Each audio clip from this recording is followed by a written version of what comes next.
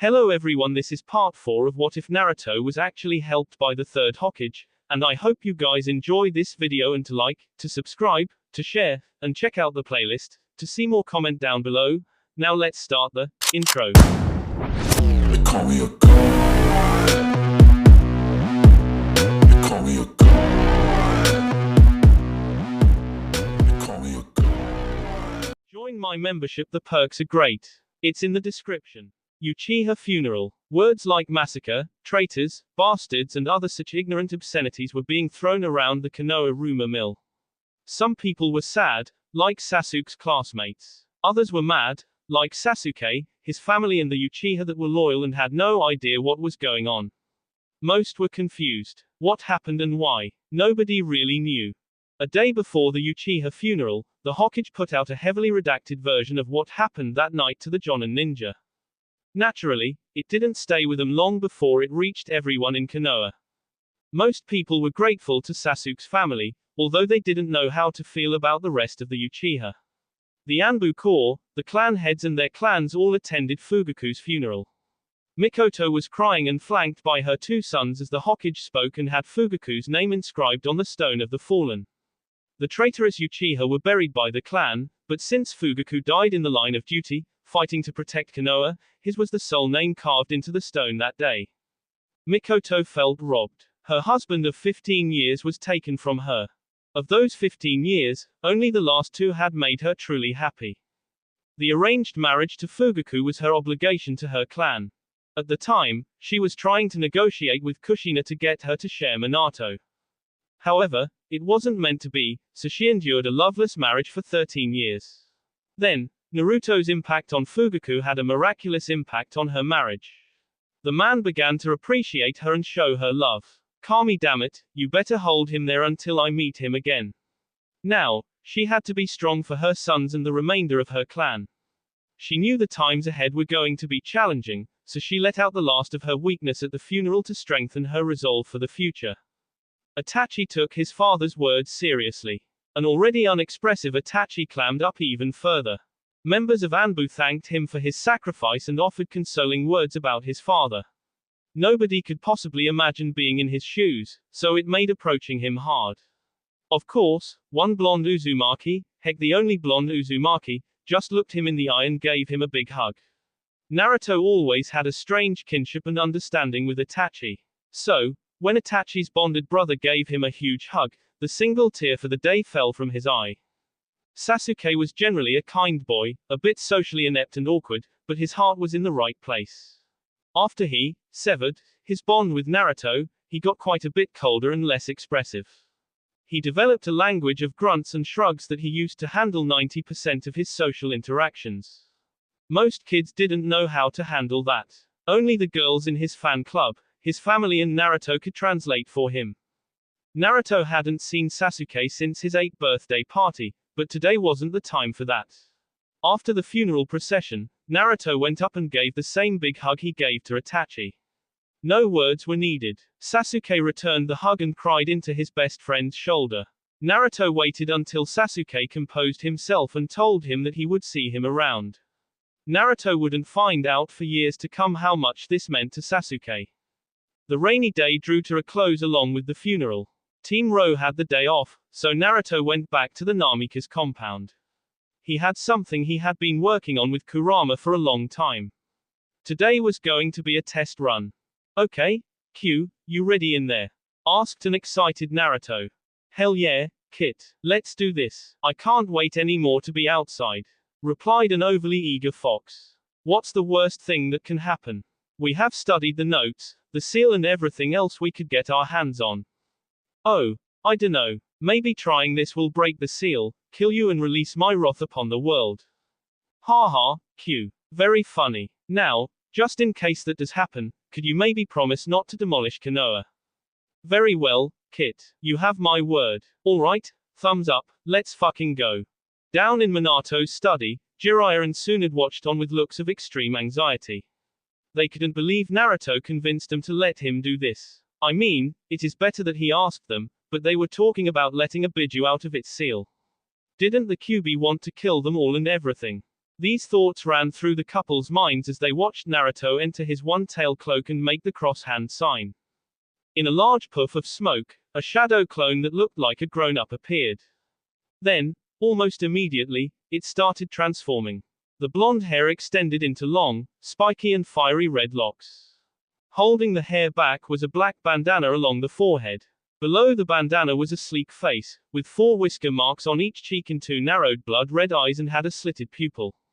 The clone was dressed in a long-sleeved black shirt that was opened down the middle, showing off an athletic and toned build. Below the 8-pack, 1 white and 1 red sash hovered above a baggy pair of deep red pants. Imagine Guy Crimson from Tensura. Kurama took a second to compose himself and then stumbled forward to Tsunade, clearly not used to a bipedal form. He took her hand, lifted it to his lips and placed a soft kiss on the back of her hand. "Since I saw you through my kit there, I have wanted to do that," said a smirking Kurama. Tsunade was so stunned that she didn't resist at all.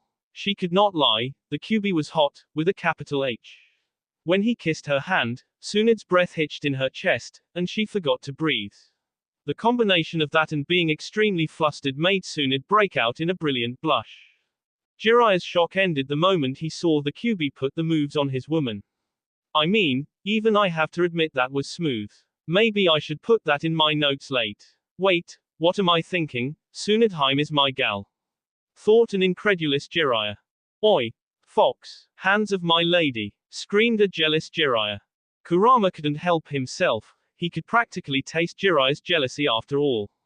He looked into Tsunade's honeysuckle eyes and hit her with, "Hey, beautiful, if that barker there messes up and breaks your heart, you know where to find me." He finished it off with a flourish and a wink. Before Tsunade could respond, Jiraiya charged at Kurama. A high-level ninja fight ensued for the next 5 minutes. Then, Tsunade and Naruto said enough was enough. Tsunade clocked Jiraiya on the back of his head and Naruto landed a chakra-reinforced kick on the Kurama clone. Instead of dispelling, Kurama went flying into the wall of the training room. "Wait a minute, he just took a real hit. Isn't he a shadow clone?" thought Naruto out loud.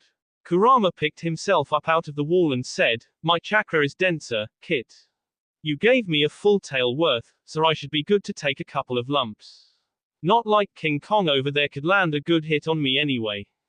Before Jiraiya could yell at the QB, Naruto cut in.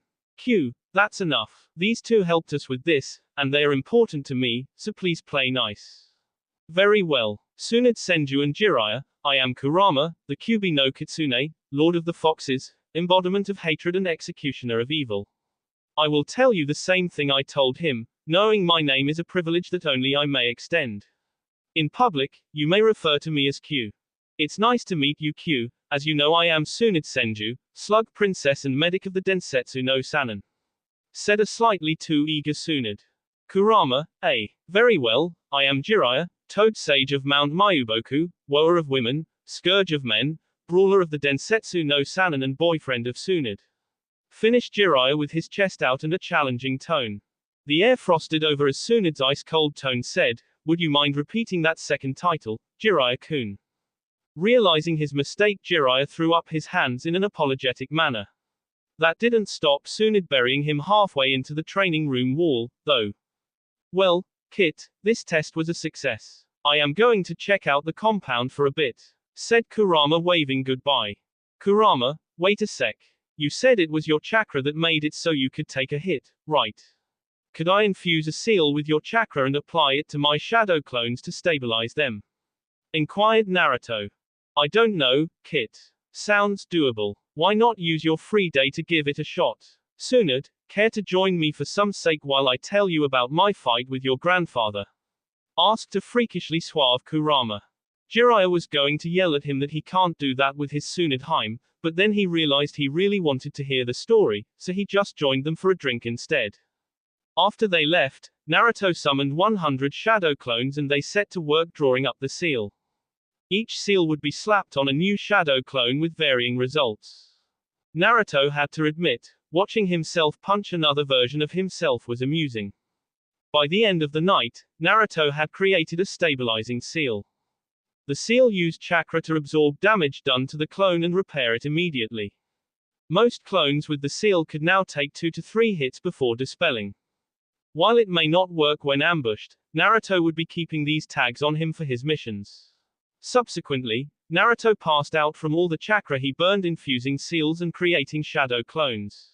When Naruto went to the kitchen the following morning, he smelled the booze and saw all 3 passed out on the table and a liquor store's worth of empty sake jars.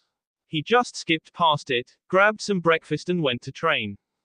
Hunting a traitor. Team Ro was belting through the trees at a fast pace. They were given a mission by the Hokage to capture and return Rokusho Aoi, a date Morino and the Sword of the Thunder God, which is a Senju family heirloom. They left the village one day behind Aoi and a date. Naruto figured they should be close to catching up soon. Inu Teiku's summon, a dog named Pakken confirmed as much. Inu, they're about a half-mile ahead.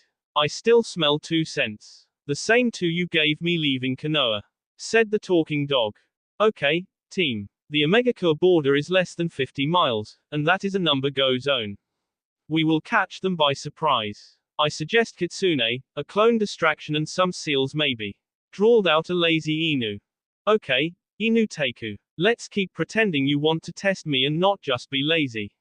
Yeah, okay. As long as I can play with him for a bit, I'm in. The team chuckled as they hopped along.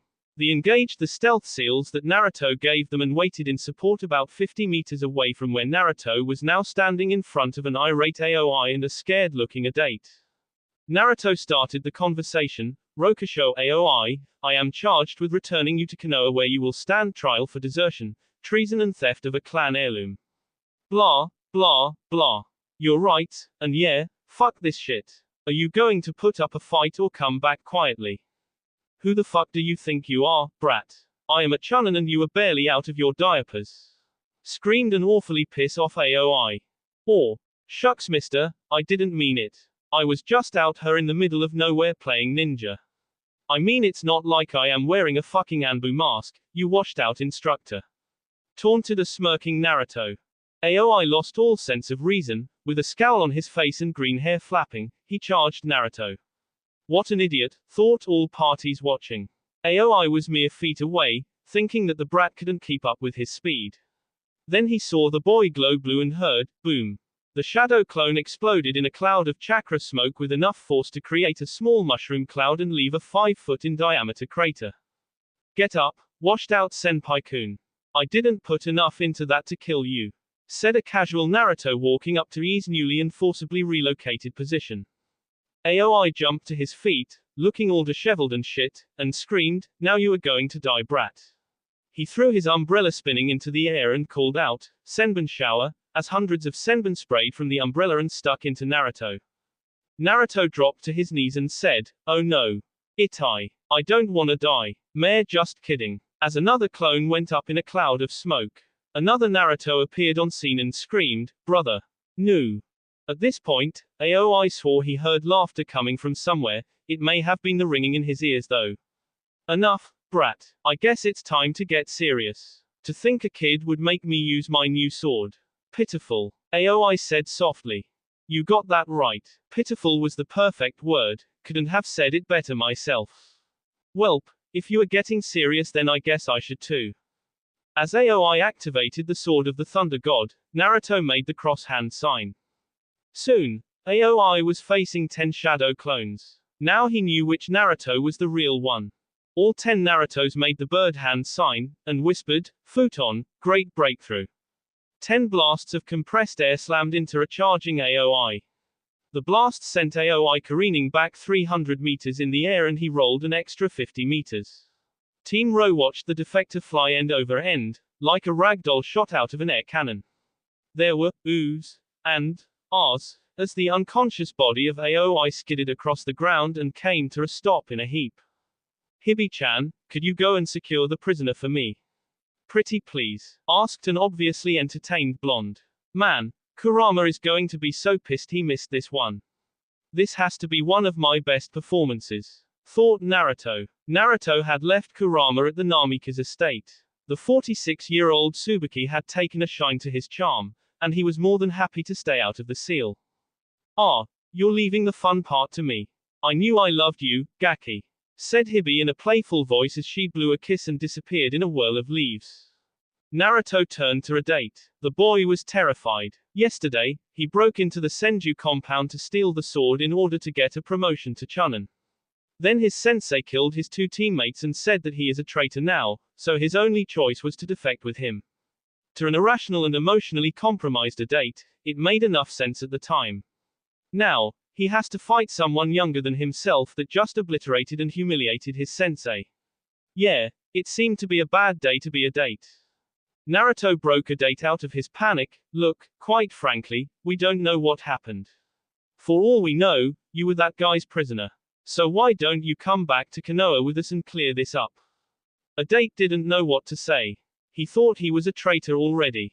So, he asked, You don't think I am a traitor? Naruto responded casually, Nah, I can feel your fear and distress. You are no traitor. Just a kid caught up in something way too big for you to handle. So, why don't you come back? I know Ibiki will want to see you again. It's not like I could beat you, anyway. Okay, I will come with you, said an emotionally exhausted adate. Naruto walked over, slapped some chakra suppressant cuffs on the kid and called out to his team, Hey Kuma, think you could save us a day of travel by carrying the kid? I don't want to put him in a prisoner scroll. My clones tell me those are super uncomfortable. Kuma simply nodded and scooped adate up over his shoulder like a sack of potatoes. Naruto picked up the discarded sword and the group returned to Konoha. Kuma really did save them a day. Adate was slow as dirt compared to Anbu speeds. Team Ro arrived at the Konoha gates the following morning. A worried Ibiki was seen waiting by the guard booth with the immortal gate guards. Naruto was so glad he skipped over those useless duties. Village patrol was pretty boring, but at least he got to people watch. Yo, Izumo and Kotetsu. Anything cool happened today? No. Well, get a load of this, he shouted as he whipped out the sword of the Thunder God and channeled chakra into it. The blade sparked to life and glowed a vibrant, electric yellow. Damn, that is cool. Where did ya get that, Kitsune? Asked Kotetsu. Picked it up off a traitor, was the simple reply. Fuck, I knew I should have worked harder. The Anbu get to do all of the cool shit, pouted Izumo. Team Ro dropped off AOI at the torture and interrogation building and then headed to the Hokage office. Along the way, they listened to Hibi drone on about how cool she thinks the T&I department is. This brought a smile to Ibiki's face for the first time since his brother left. Team Ro made their report and let Ibiki and the Hokage handle the runaway genin. Summoning fight. When Naruto returned to the Namikaze estate after a long day of work, he was not expecting a shitload of people to be in his house. It was October 10th, 12 years after the Kyuubi attack. Tsubaki had organized a surprise birthday party for Naruto.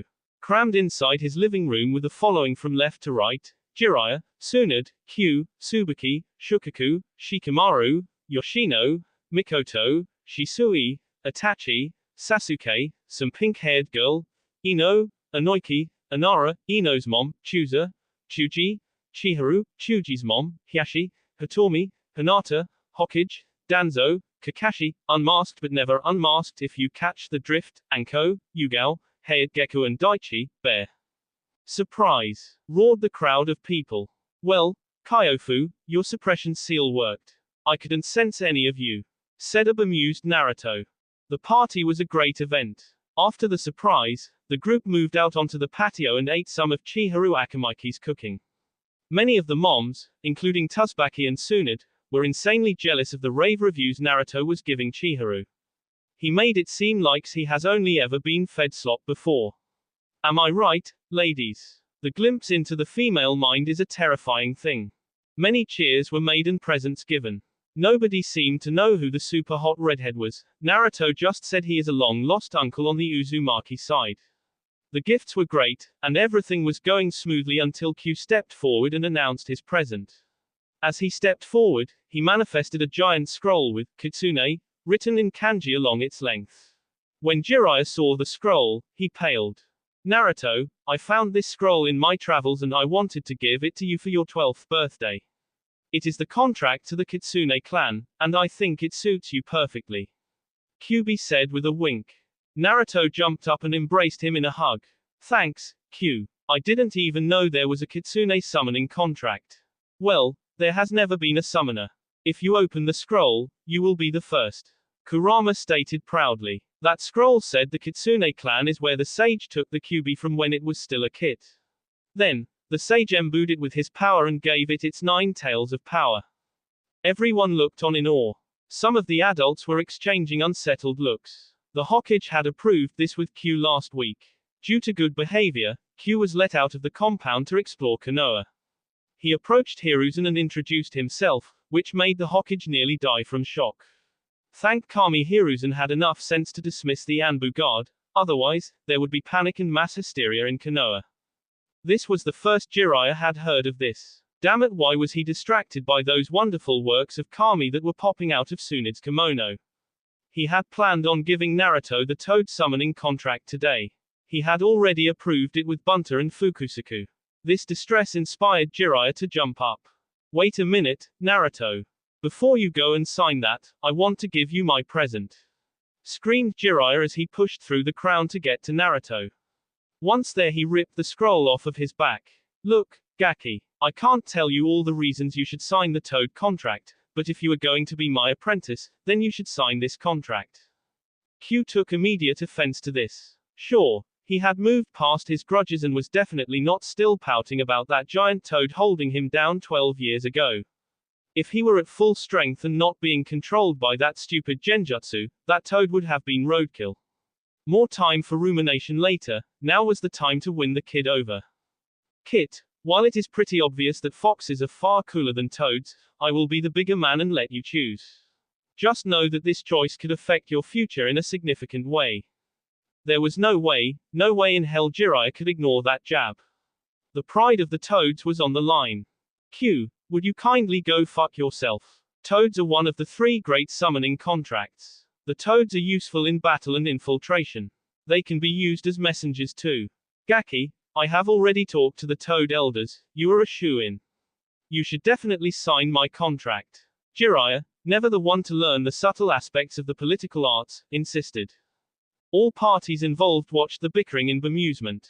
There were more than a few feelings of jealousy that Naruto caught as well. This was a party, not a time to make life-altering decision. So, he did the only thing he could, he played both sides. Holding his hands up in a neutral and calming manner, Naruto addressed his 2 favorite knuckleheads. Thank you, both of you. I feel like this is something that needs more thought, so we will continue this tomorrow when we don't have so many guests. Would it be too much to ask to sign both contracts?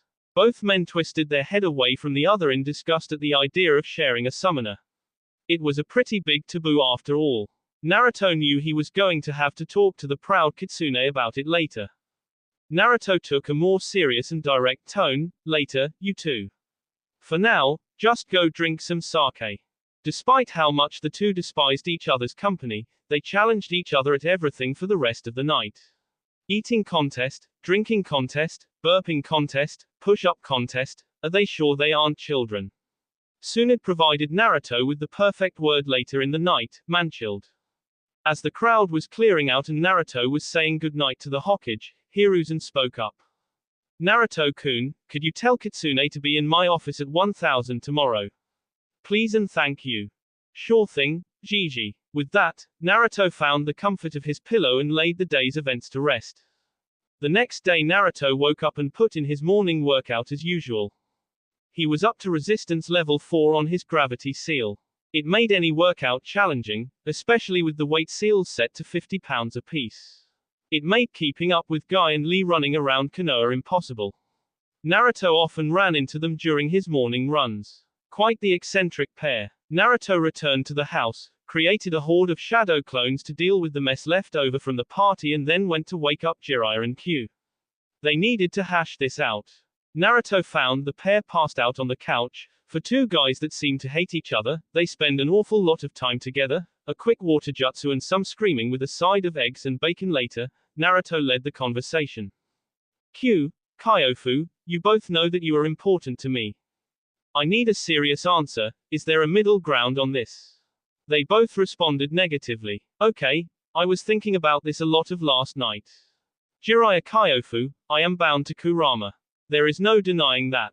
So, I make this offer the Toads, I will be rebuilding the Uzumaki clan. I plan on enrolling in the CRA to assist me in this. Yes, you pervert, wipe that look off your face. Anyway, what if I promise to make the Toads the official summons of the Uzumaki clan? The look on Jiraiya's face went from dejected to pensive to content. I will make the offer to the Toads, Gaki.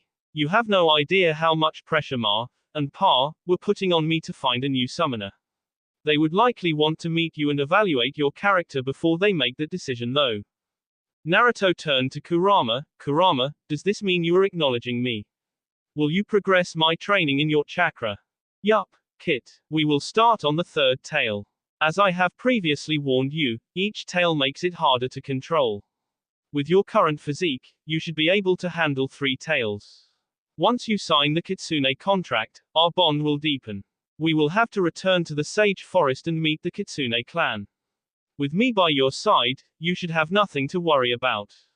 Okay, Kyofu, can you summon the Elder Toads here for me? I wish to handle this myself. Sure thing, Gaki. You are saving me the trouble. Give me a minute to build up the chakra. Despite their small size, Ma and Pa cost quite a bit of chakra. After a few minutes, Jiraiya went through the hand signs, bit his thumb and smeared the blood on his palm, then hit said palm on the table. With a Kuchio's no jutsu and a puff of smoke, 2 small toads in cloaks appeared. The pea-green toad with white hair, big white eyebrows and a white goatee spoke up. Jiraiya boy, did you have to interrupt breakfast? We waited for you to summon us all last night. Jiraiya rubbed the back of his head and replied sheepishly, sorry, Pa. Some things happened. This here is Naruto Uzumaki Namikaze. He said he wanted to talk to you. Oh, and that there is the Kyuubi. Both toads turned to look at Naruto and then processed what Jiraiya said. Then their eyes bugged out and they slowly turned their heads to look at Q. He gave them a casual wave and a, yo. Ma, took the reins as Pa recovered from a minor heart attack. Ma is a pale yellow-colored toad with a purple perm. Naruto-chan, it is nice to finally meet you. Jiraiya-kun has told us so much about you. I am sure there is much to discuss about him. For now, what did you wish to talk to us about? Naruto bowed deeply into an L shape. Ma and Pa, I sincerely apologize for not being able to sign your contract. When I met Q 4 years ago, I made a promise to him that I would earn the right to be his partner. Last night he offered me the Kitsune contract. In keeping to my word, I find it only right that I become the Kitsune's first summoner. I am deeply sorry if I have offended you. Naruto stayed bowed until Pa spoke up. It is a shame to miss out on such a wonderful young man as a summoner.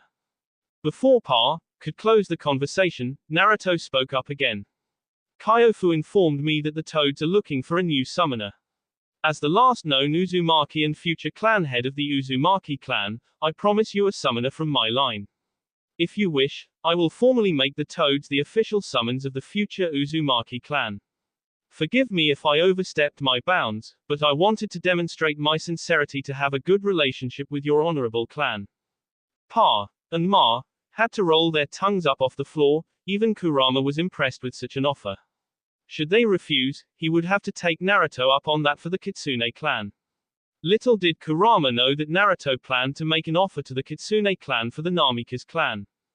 That is a most interesting idea, Naruto boy. I will have to review this with Bunter and the Great Toad Elder. When we have come to a decision, we will give our reply through Jiraiya-chan here. Pa said earnestly. After a little more conversation, the Elder Toad said the goodbyes and went back to Mount Mayuboku. Jiraiya was relieved that he didn't have to do anything at all, and his godson might have set the Toads up for the foreseeable future.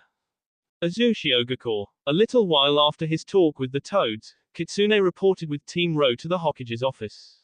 Hiruzen had 4 copies of himself reviewing papers and sorting them. The Hokage was reclined in his chair smoking a particularly potent herb. Team Ro, I am glad you could make it today. You are to rendezvous with the Sannin Jiraiya and head to the ruins of Uzushiogakure. You are to protect Kitsune while he follows instructions left to him by Lady Kushina.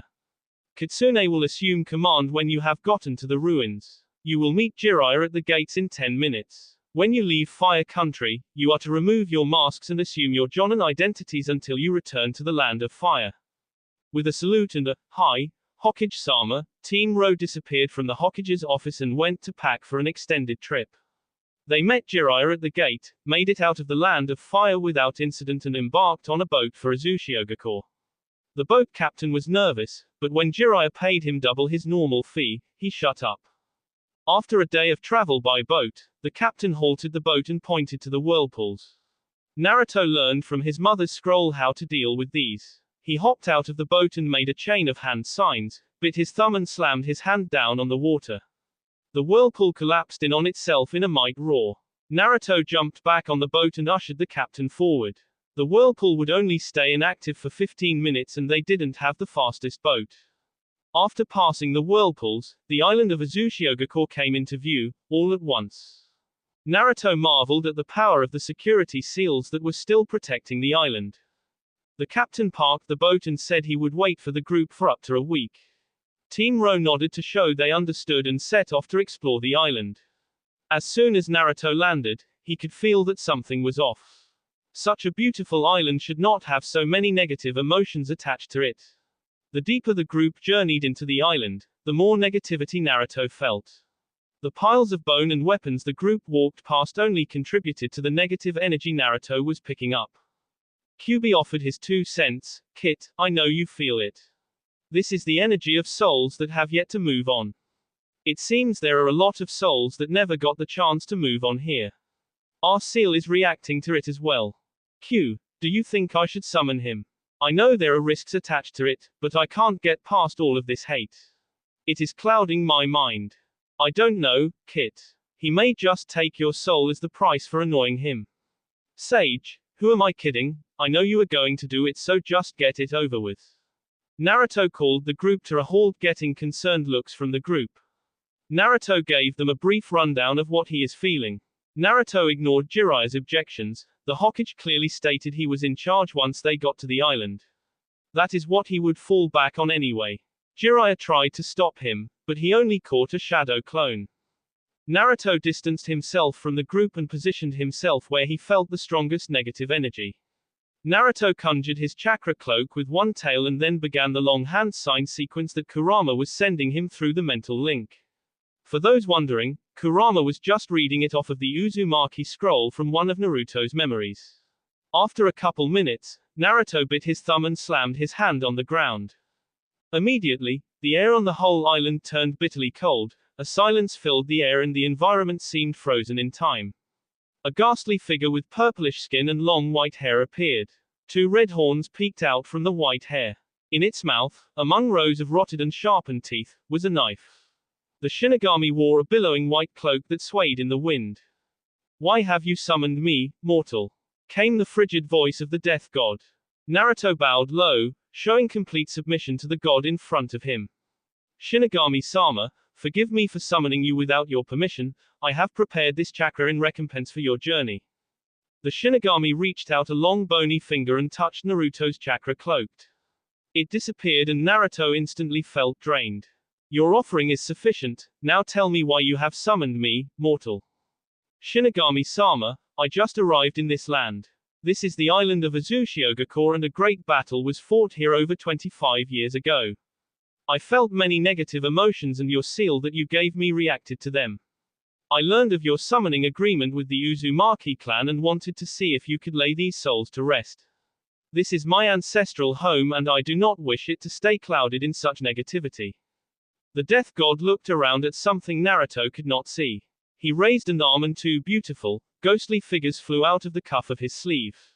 They returned a few minutes later, disappeared into the sleeves and the Shinigami fixed its eyes on Naruto. "You have done a good deed, mortal.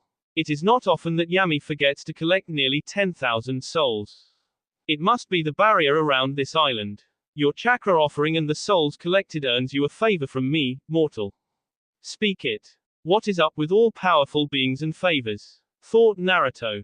"It is a code of honor, Kit. Your father is in the Shinigami's belly, Kit. Just thought I would let you know." With that, Kurama went back to observing. "Shinigami-sama, I do not wish to offend by overstepping my bounds. Is it possible for you to pass the soul of Minato Namikaze onto the pure world and restore the other half of my friend here?" he said while pointing to the seal on his stomach. That is a great favor to ask, mortal. The souls here are insufficient, though I will grant you this favor. In return for the second part, there are two people that live in this realm that have incurred the wrath of Yami and me. In return for restoring Kurama, you will need to kill these two people. They have cheated death and are long overdue. Do you accept? For Kurama, I will do all I can, Shinigami-sama. Should you have need of me, I vow to answer your call in the future. Naruto said while bowing low again once more. With that, the Shinigami plucked the knife from its teeth, plunged the knife hilt deep into its stomach and swiped it across the length of its stomach. It reached a hand in and pulled out a single soul. Naruto watched the soul take the shape of his father. His father wore a confused look until he saw Naruto. Once they made eye contact, Minato broke out in a full smile. Then, the Shinigami used its right hand and pulled out a glowing red orb of chakra. The Shinigami extended its arm and placed the orb on Naruto's seal. The white-hot pain that followed lit up every nerve ending in Naruto's body. After what seemed like an eternity, the pain faded, and Naruto watched the Shinigami touch a finger to his head. When the ice-cold finger made contact with Naruto's head, he saw the images and names of two people, Kakazu and Hidden. It is good to work with the Uzumaki once more. Do hold up your end of our bargain, or your soul and the soul of Kurama are forfeit to me upon your death.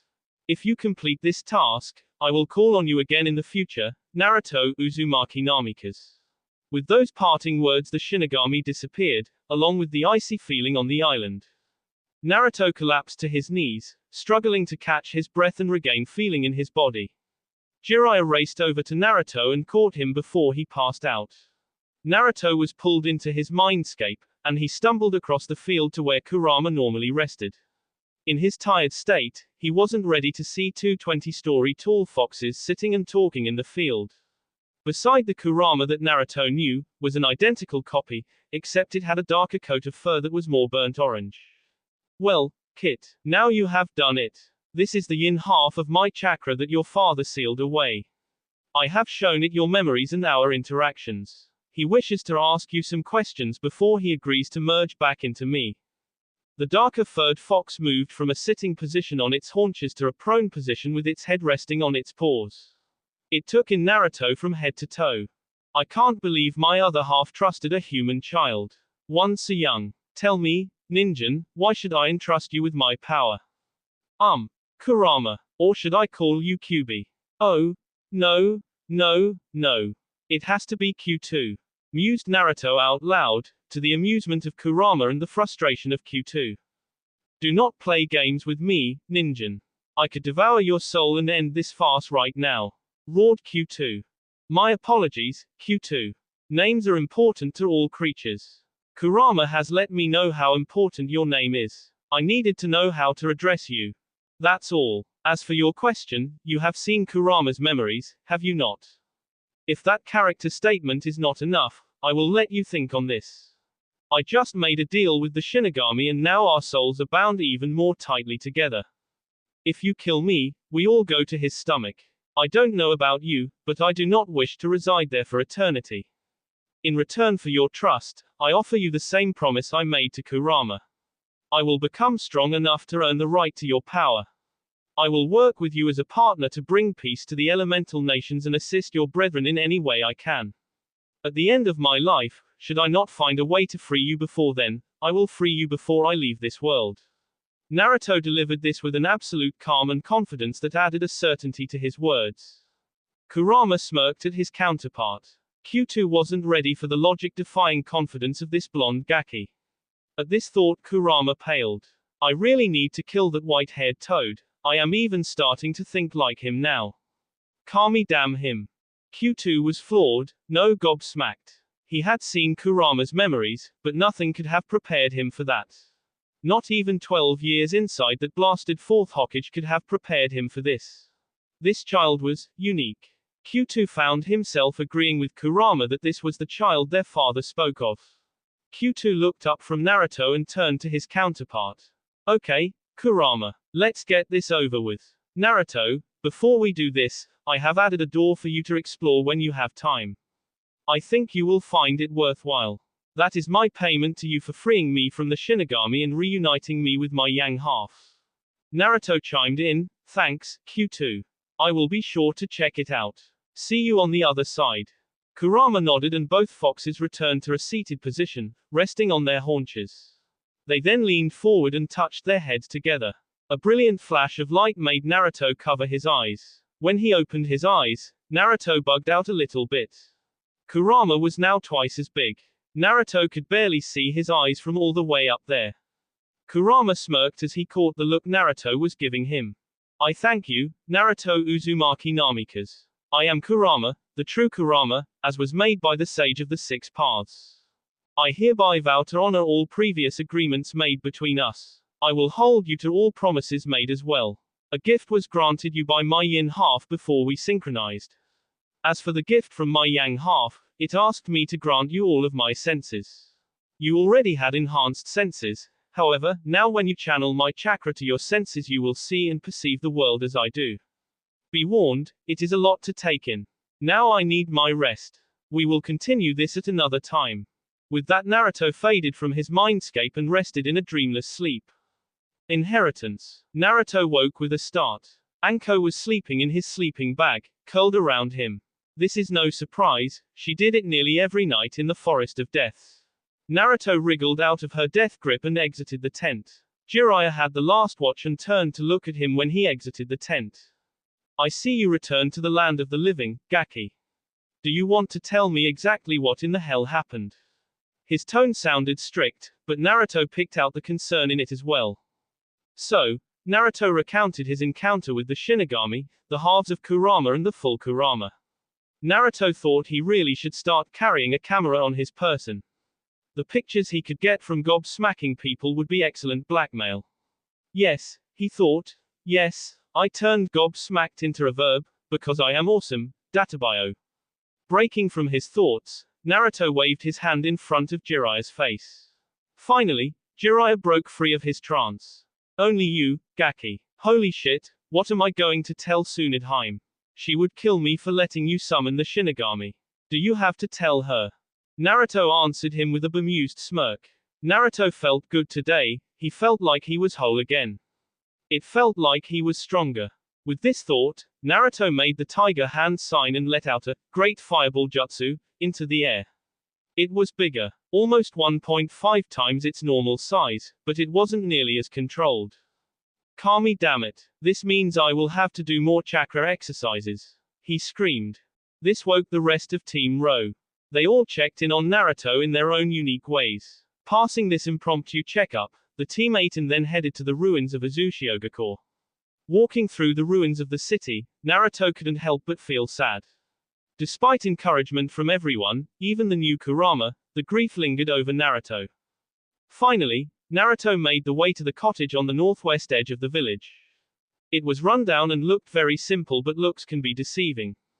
Naruto channeled some of Kurama's chakra to his eyes and he had to close them immediately. Everything was so bright and in so much detail. Not to mention the chakra he could see fixed into the seal array on the wall. It was practically blinding. He would have to learn how to control this later. For now, Naruto opened the door, broke the genjutsu hiding the sealing array and inspected it. He had Jiraiya come in too. They both agreed that blood and chakra would need to be provided at 3 key points on the sealing array. So, Naruto cut his thumb with a kunai to get enough blood to place on the 3 points.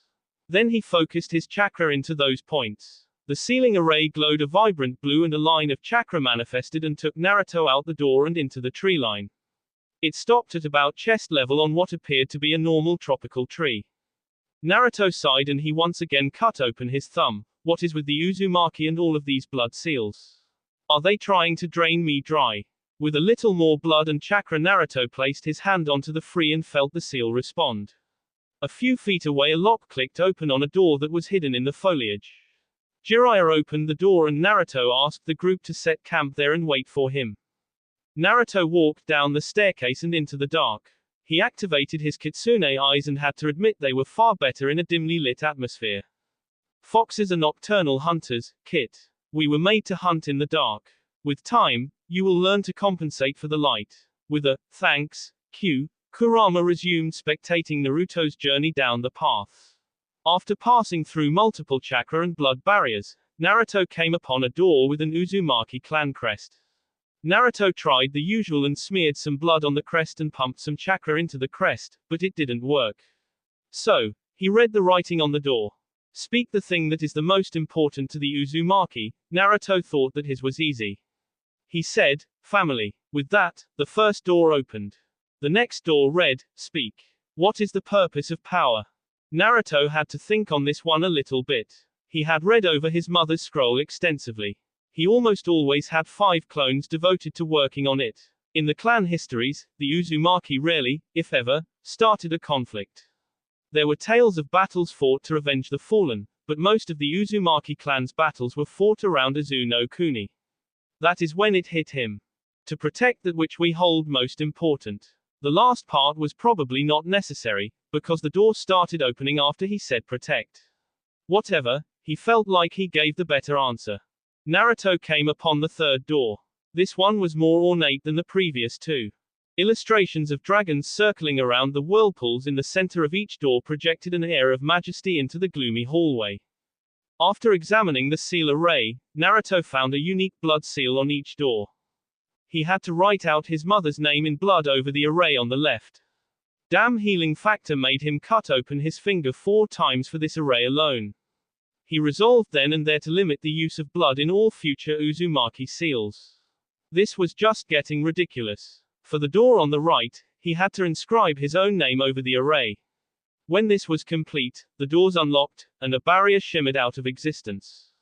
Inside the door were 2 separate rooms. One room held several scrolls lined up neatly on shelves. In the other room were racks of weapons and armor that still held their sheen after 25 years.